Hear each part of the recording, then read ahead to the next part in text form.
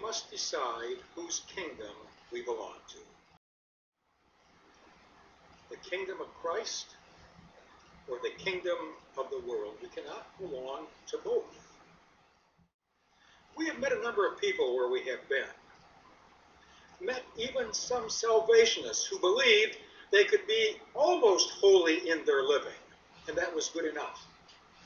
Or they could sin just a little, or they could be just a little immoral, or they could be just a little unethical in their dealings, be just a little corrupt, and still be a Christian.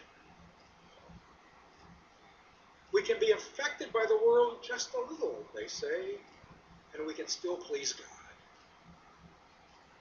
Our lifestyle, our mindset can be almost Christ-like, and that will be acceptable.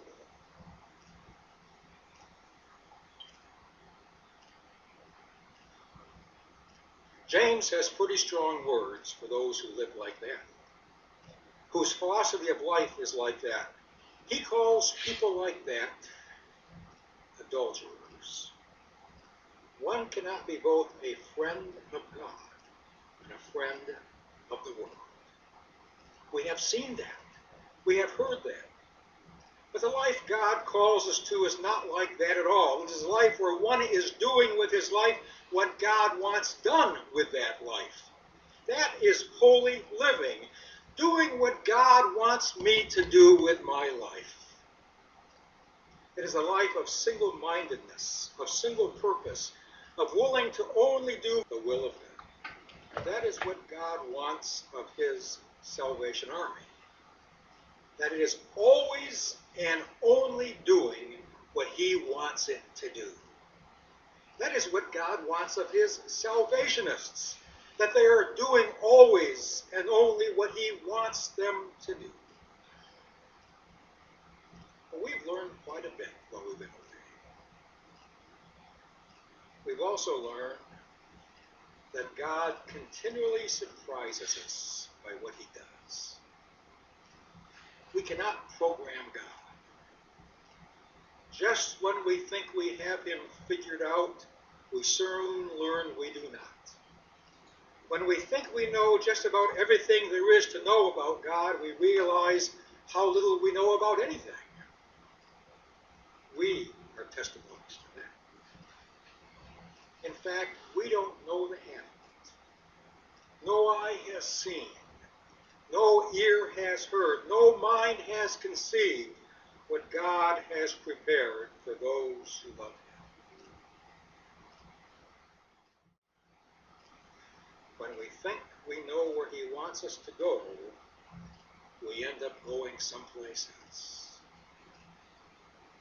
This God is ever faithful, but always new.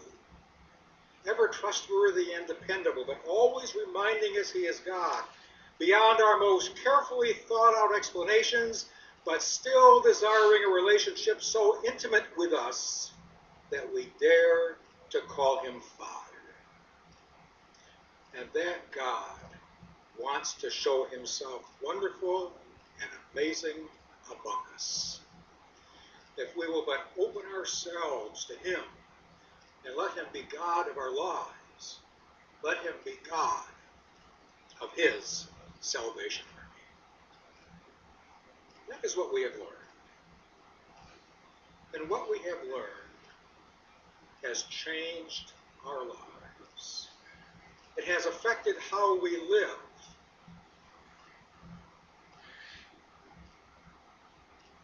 But what we have learned from him has all been meant to draw us closer to him. To call us to something we could not do. Something we would not do ourselves. And he has never failed us yet. And everywhere we go, we want the world to know our God has never failed us.